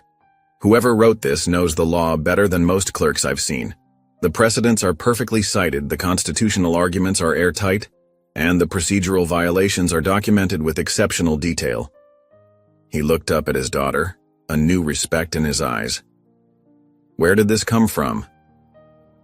"A friend shared it with me." Leah lied smoothly, the words practiced in her mind until they sounded natural. "They wanted a second opinion." She folded her hands in her lap to keep them from fidgeting. Judge Alvarez returned to the document, his finger tracing a particularly complex legal argument. "This level of analysis, it's not just technical knowledge. Whoever wrote this understands how the system actually works. They see the machinery behind the curtain." He shook his head in wonder. He closed the folder carefully, his expression grave. "Leah, if what's detailed in here is accurate, it represents serious judicial misconduct, the kind that could overturn not just one verdict, but potentially dozens of cases. The weight of that reality settled between them, heavier than the folder itself. Leah held her breath, watching her father process the implications, counting the seconds of silence. "I can flag this for the district review panel," he said finally, his voice dropping to ensure privacy. "It needs to be investigated, regardless of the potential fallout. But Leah..." He fixed her with a penetrating look that had made many witnesses confess on the stand. "If your name gets attached to this in any way, you're finished in law. The system doesn't forgive people who expose its flaws." "I understand," Leah said quietly, relief and fear mingling in her chest. "But shouldn't justice matter more than careers?" A slight smile crossed her father's face, pride mixed with concern, the same expression he'd worn at her college graduation. "You sound like me at your age." He tucked the folder into his own briefcase with careful hands. "I'll submit this tonight with a note requesting urgent review, but you need to stay completely clear of it from this point forward. Understood?" Leah nodded, relief washing over her. The petition would be seen by people who could actually do something about it. She felt lighter, as if a burden had shifted from her shoulders to more capable hands. Later that night in his chambers, Judge Alvarez sat at his desk, pen hovering over official letterhead. The petition lay open beside him, certain passages highlighted in yellow. The only sound was the soft ticking of the antique clock on his wall. After a moment's consideration, he began to write, his pen scratching against the heavy paper. "To the District Review Panel, urgent procedural review requested. Anomalies in trial record. Possible judicial misconduct." He sealed both documents in an official envelope, marked it for priority routing, and placed it in his outgoing mail tray. For a long moment, he stared at the envelope, thinking about the potential storm it might unleash, wondering if he was doing the right thing or simply opening Pandora's box. Meanwhile, at Brickwood Penitentiary, Micah was mopping the administrative hallway, a privilege earned through weeks of model behavior. The smell of industrial cleaner stung his nostrils as he worked methodically across the linoleum floor. Officer Martinez, a guard he'd helped with some legal questions about his divorce, approached casually, keys jangling at his belt. "Hey, Freeman," Martinez said quietly, pretending to check something on his clipboard. "Message for you. You've been flagged for a hearing. Court wants to talk." His eyes darted around to ensure no one overheard. Micah's hand tightened on the mop handle, but his face remained neutral, a skill perfected over years of hiding his thoughts. He waited until yard time to share the news with Malik, their eyes meeting across the exercise area filled with the sounds of basketball and muted conversations. "They heard us," Micah said simply, knowing his brother would understand, their private code developed over years of shared struggle. Malik's response was equally subtle, just a slight nod. But in that small gesture was the acknowledgement of everything they'd worked for. Their legal knowledge, learned in secret during long nights of cleaning the courthouse, had finally found its voice. A tiny spark of hope flickered between them, fragile but undeniable. The morning sun streamed through the tall windows of Judge Evelyn Hart's chambers, casting long shadows across her polished mahogany desk. Her fingers, adorned with a single platinum ring, trembled slightly as she held the official notice from the district review panel. The paper felt heavy in her hands, each word seeming to pulse with threatening implications. Federal review requested. Freeman case. For several moments, she sat perfectly still, her normally composed features tight with tension. Then, with practiced efficiency, she reached for her personal cell phone, not the courthouse line, and dialed a number she rarely used. Tyler Rourke answered on the third ring. "Judge Hart?" His voice carried a note of surprise. "Did you say anything to anyone?" Hart's tone was controlled but urgent, cutting through any pretense of pleasantries. "What? No, of course not." Tyler's voice cracked slightly. "Why?" "There's been a request for federal review of the Freeman case." Hart kept her voice low, though her office door was closed. "Someone's digging."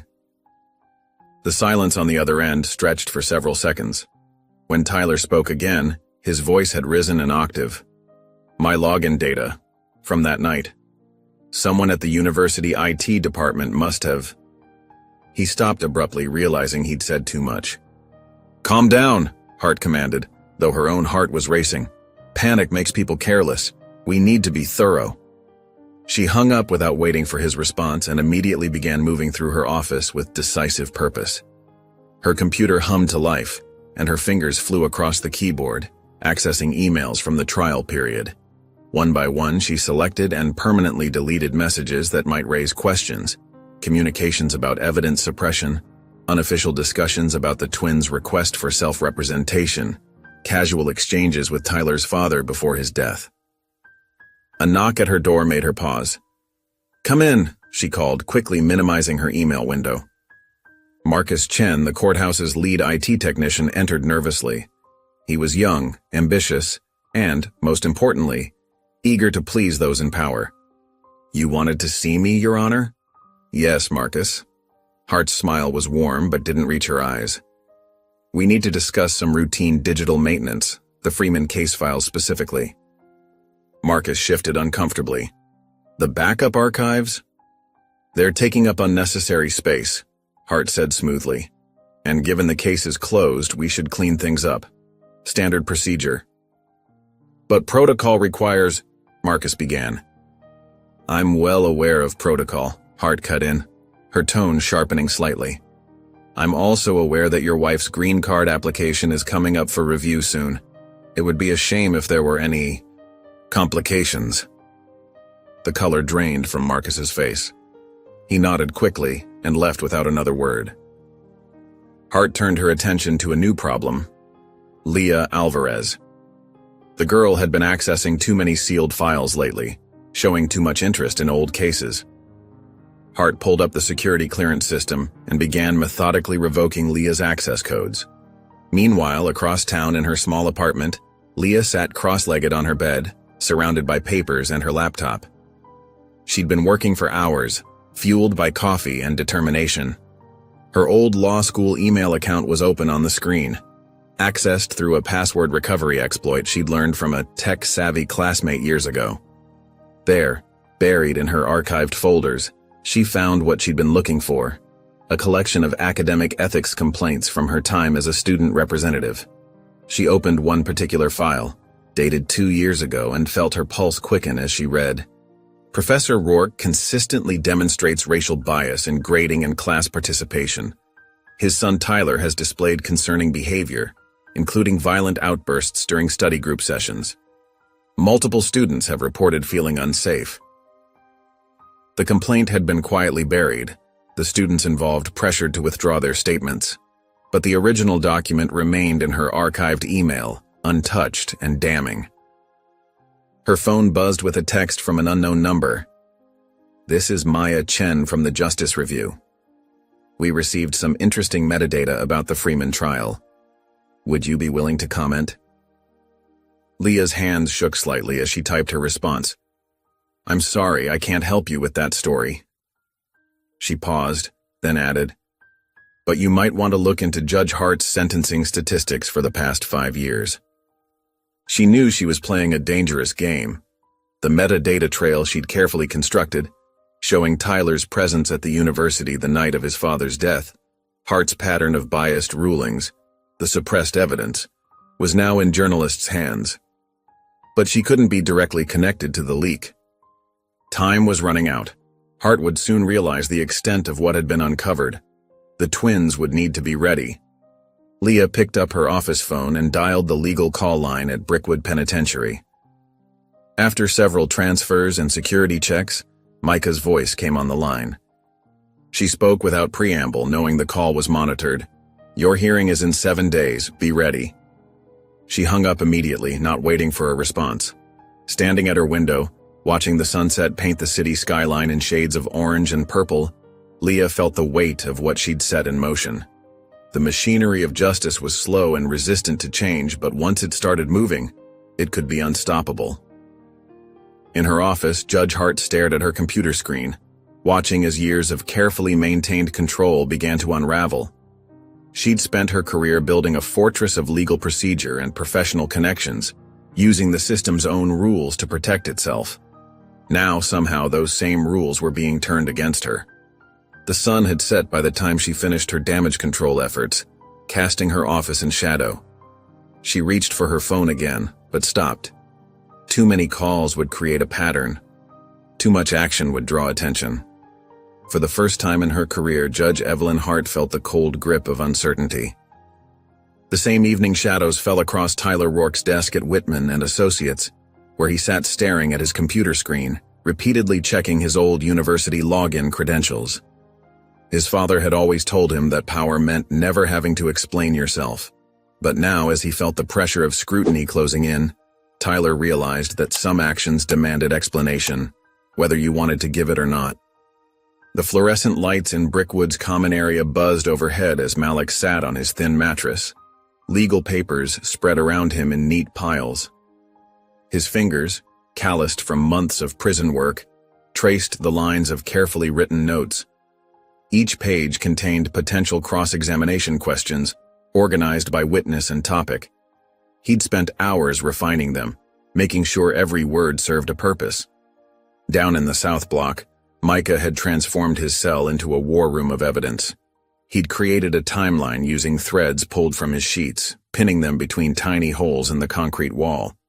Each thread represented a different piece of evidence, connecting events, testimonies, and legal precedents. The guards had stopped questioning his odd behavior weeks ago. They'd written him off as another inmate who'd lost his grip on reality. But Micah's mind had never been clearer. During yard time, the twins found ways to meet without drawing attention.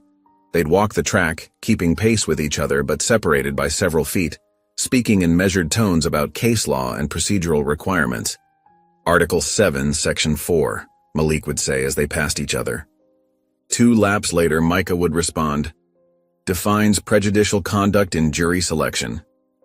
They traded citations like others traded cigarettes, building their legal arsenal one memorized statute at a time. Other inmates gave them space, sensing something different about their focus, their intensity. In the evenings, Micah worked on their suits. He'd managed to collect enough worn prison sheets, bleach them as white as possible using cleaning supplies from his work detail. With dental floss stolen from the infirmary and paperclips straightened into makeshift needles, he carefully stitched together what would pass for professional attire. The guards who spotted him sewing just shook their heads. Another crazy con playing dress-up. But every stitch was measured, every seam reinforced. These weren't costumes. They were armor. The prison librarian, Mrs. Rodriguez, had watched the twins for months. She'd seen how they treated her books with reverence, how they helped other inmates with legal questions, never asking for anything in return. When they approached her with their court appearance motion, she didn't hesitate. This is, she paused, reading the document, exceptional work. The motion was filed that afternoon. Within days, the response came, approved. The twins were officially recognized as pro-SE petitioners, allowed to represent themselves at the hearing. Across town, Tyler Rourke's world was crumbling. He sat in his expensive office, staring at the court filing list on his computer screen. One name stood out like an accusation, Leah Alvarez, potential witness. His hands shook as he drove to Judge Hart's house that evening. She opened the door before he could knock, ushering him inside with an irritated expression. "You said it was over!" Tyler's voice cracked, his usual composure shattered. "You promised me it was handled!" Hart's face remained impassive, but her eyes flashed with anger. "Lower your voice," she commanded. "This is my home." "They have a witness," Tyler continued, pacing her living room. "Alvarez's daughter. She works in the courthouse. She has access to everything." Hart watched him unravel with growing disgust. This was why she'd never had children. Too messy, too emotional, too likely to make mistakes. "Then make sure it stays that way," she said coldly. Tyler stopped pacing. "What does that mean?" "It means handle it," Hart replied, opening her front door. "And don't come to my house again." Back at Brickwood, the twins' preparation continued with mechanical precision. They practiced their arguments in whispers during lights out, refined their delivery during work details, and used every spare moment to strengthen their case.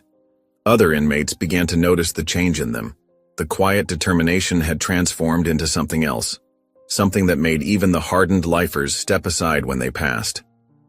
The day before the hearing arrived with the same routine as any other: wake-up call, breakfast service, morning count.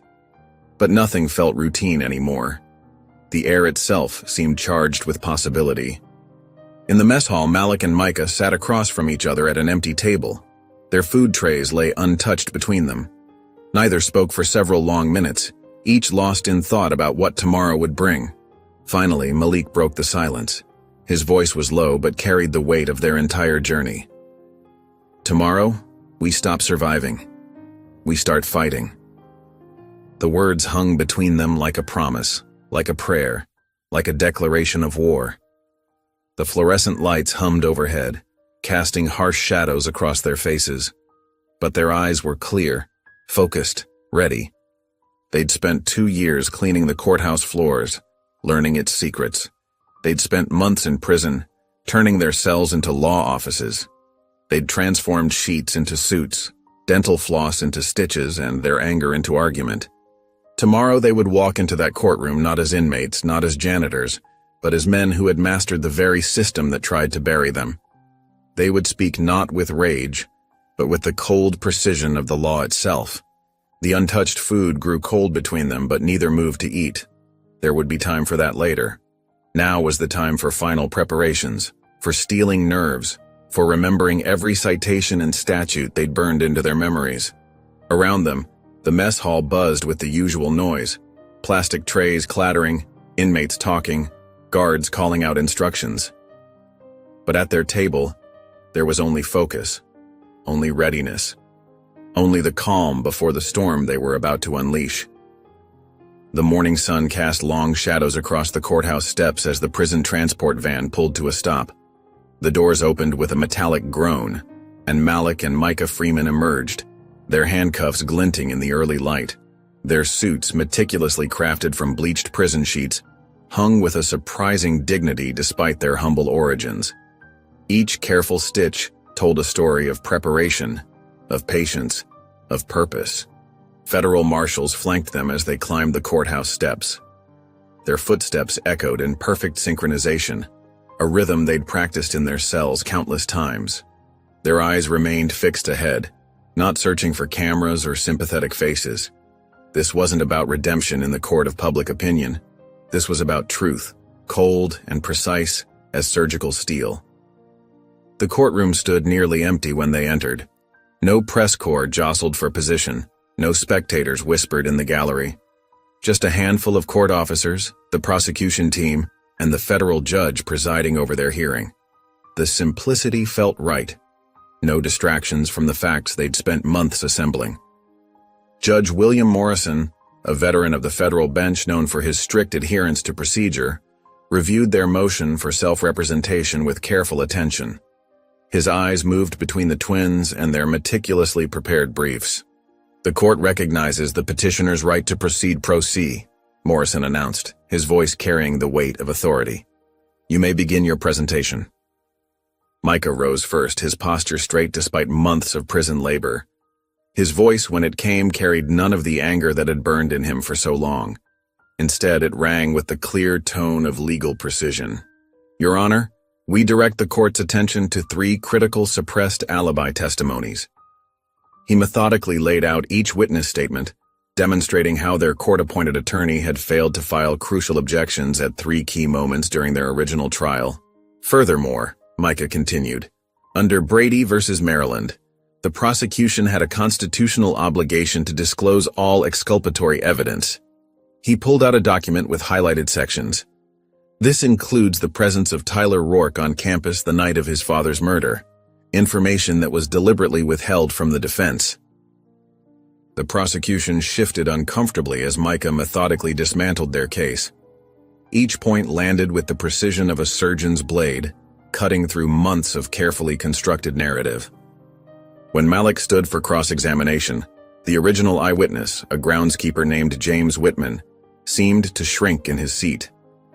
Malik approached with measured steps, carrying a stack of printed papers. "Mr. Whitman," Malik began, his voice steady, "I'd like to discuss your social media activity in the months leading up to your testimony." He began reading posts, each one more damning than the last. Explicit praise for white supremacist ideology, calls for racial violence, private messages about keeping the courts pure.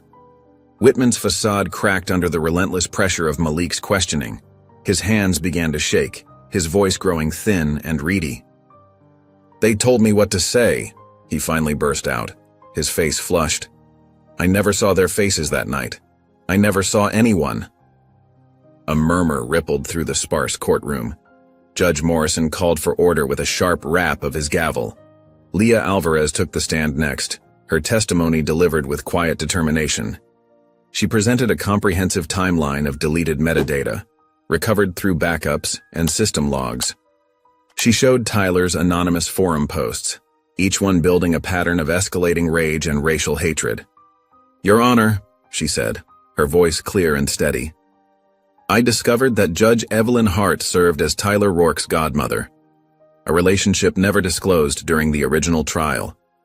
She produced documentation of their connection, including family photographs and financial records showing Hart's contributions to Tyler's trust fund. The sealed motion suppressing Tyler's security badge login came next, revealing a deliberate attempt to hide his presence at the crime scene. Each piece of evidence clicked into place like tumblers in a lock. When Tyler Rourke took the stand under subpoena, his usual polish had cracked. His expensive suit couldn't hide the tremor in his hands, the sweat beading at his temples. Micah approached for cross-examination with the same calm precision he'd shown throughout the hearing. "Mr. Rourke," Micah began, "would you please explain your presence on campus the night of your father's death?" Tyler's answers grew increasingly defensive and contradictory. He stumbled over details, tried to redirect, but Micah's questioning left him nowhere to hide.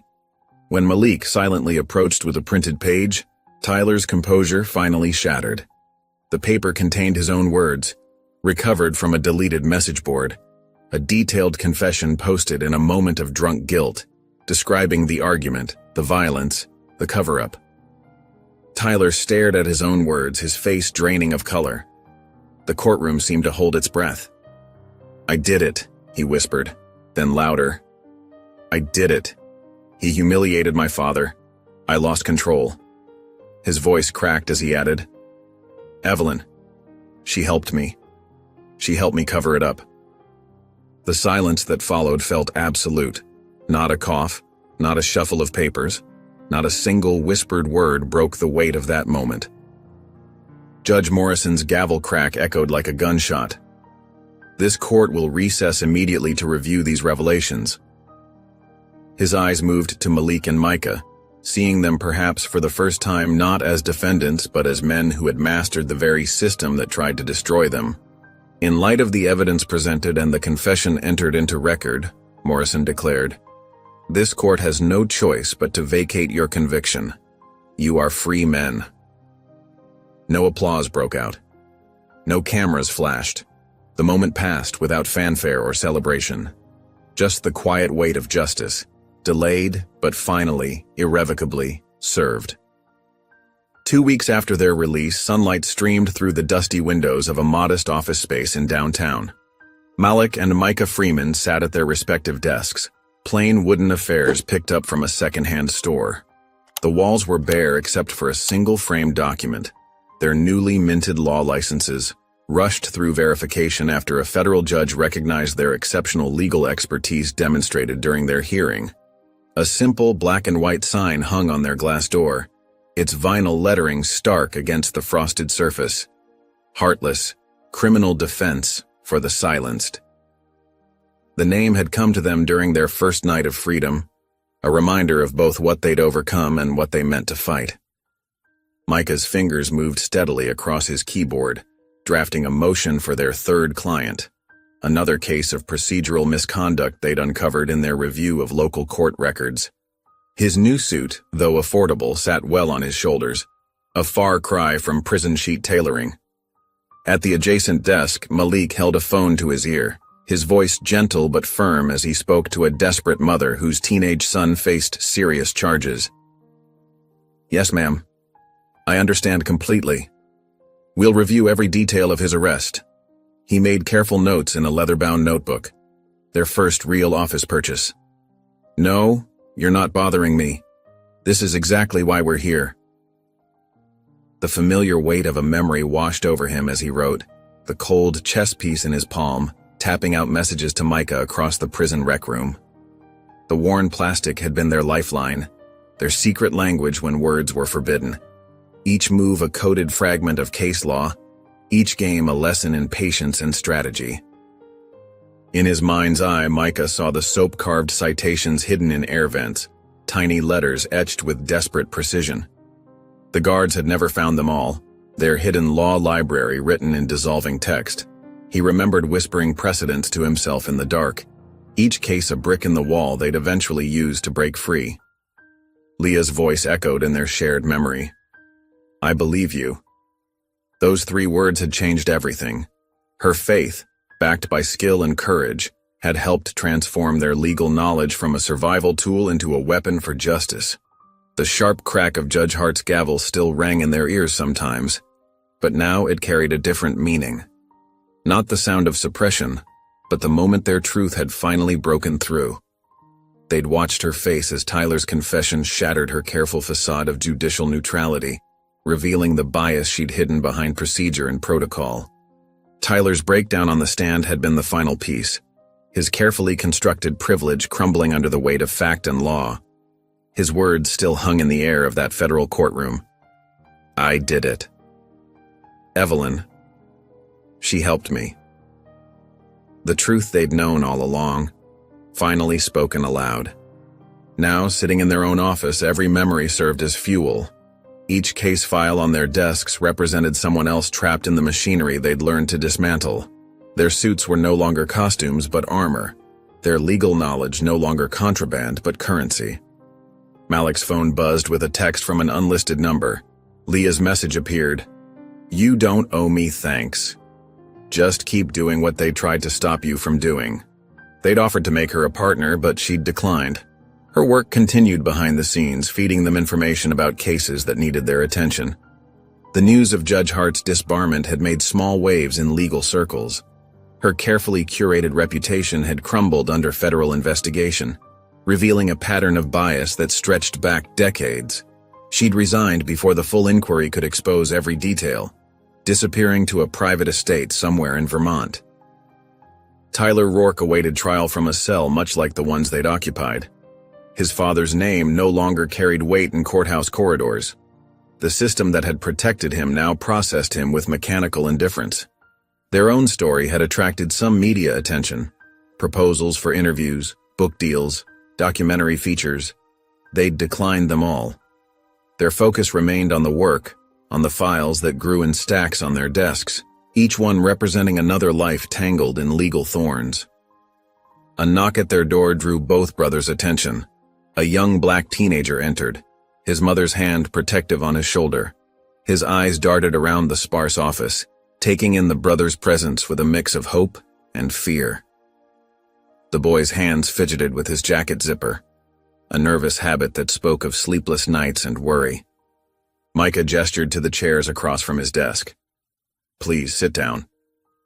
His voice carried the same calm authority he'd used in court, but gentler now, meant to reassure.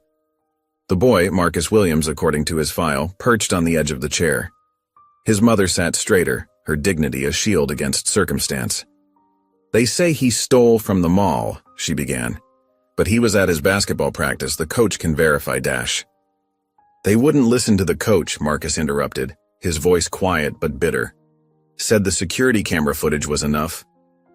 Malik moved to join them, bringing his chair around. The brothers exchanged a knowing look. They'd seen this before. Security footage that somehow went missing when it proved inconvenient. Witness statements overlooked. Assumptions made based on skin color and youth. Micah reached for a legal pad, sliding it across the desk toward Marcus. The yellow paper seemed to glow in the afternoon light, blank pages waiting for truth to fill them. "First," Malik said, his voice carrying the weight of experience, "we're going to teach you something about the law. Not just your case, but how it works, what it means, what it can do." He leaned forward, meeting Marcus's uncertain gaze. "Know the law. Don't just survive it." Micah uncapped a pen, offering it to the teenager. "Let's begin. If you enjoyed the story of Malik and Micah, I handpicked this next story that you will enjoy." Please don't miss this one. Click here to watch it.